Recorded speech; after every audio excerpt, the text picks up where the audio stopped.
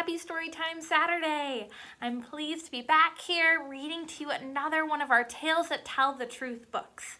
All of these stories that we've been reading in the past weeks and will be reading are stories that should be pointing us towards Jesus, helping us to see the Jesus moments all across the Bible, and that we can point out these Jesus moments in our real life to try to be more like Him. In our story today, it's called The Storm That Stopped. We see how Jesus calmed the storms. Can you imagine that He can control the weather? The story comes from us in Mark chapter 4, verses 35 through 41. Now, Mark was one of Jesus' disciple Peter's friends, and Mark wanted to point to us that Jesus is doing things that only God can do. In the Old Testament, before Jesus was born, we see in Psalm 107 how God controlled the weather to calm the sea for some sailors. And Jesus did the same thing here in the New Testament in Mark. So I don't want to spoil too much. We're going to just jump right into our story, and it's called The Storm That Stopped. One day, a long time ago, Jesus was teaching people by the sea. Soon, more people arrived to hear Jesus, then others, then more, until there were people everywhere. Now, the crowd was just too big. People couldn't see Jesus, they couldn't hear Jesus. Can you imagine being in a packed crowd like this? People were shouting, "Give me more room! Back here! Be quiet, we can't hear! Be quiet, I can't see!" Now that is a lot of people. So Jesus asked His friends, the disciples, to push their boat onto the water. Jesus sat on the boat and the huge crowd spread out on the beach. Now they could all see Jesus and hear what He was saying as He told them all about God. When He finished teaching people, Jesus said to His friends, "Let's go over to the other side of the sea." Jesus had finished teaching the crowd, and now He had something to teach His friends. They just didn't know it yet. So they all jumped in the boat with Him, and they sailed across the sea. Jesus was so tired because He had been teaching all those people all day long. So He lay down in the back of the boat, and He fell fast asleep. It was a quiet evening, and the water gently lapped across the boat. The sun slowly set in the sky. Jesus was sleeping. The disciples were quietly talking when, all of a sudden, out of nowhere, they were in the middle of the biggest, loudest, scariest, most ginormous storm you could ever imagine. But there's Jesus, sleeping away.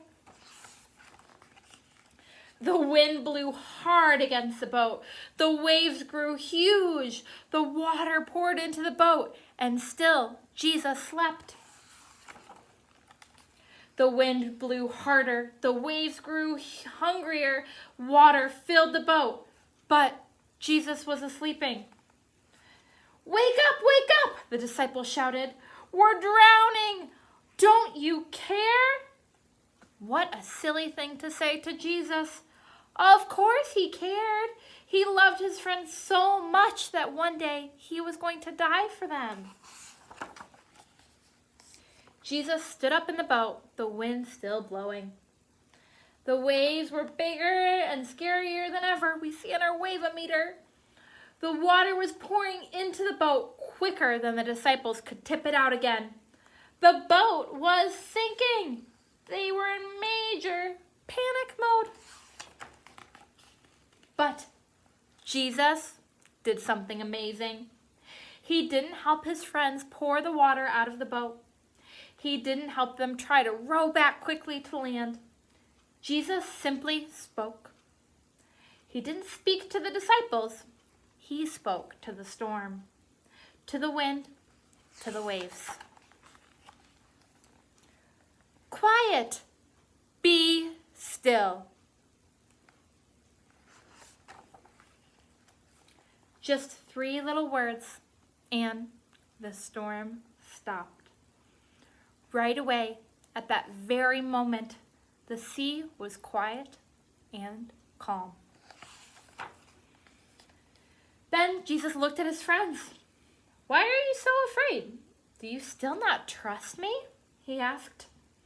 They were terrified, and they asked each other, "Who is this that even the wind and the waves do exactly what he says?"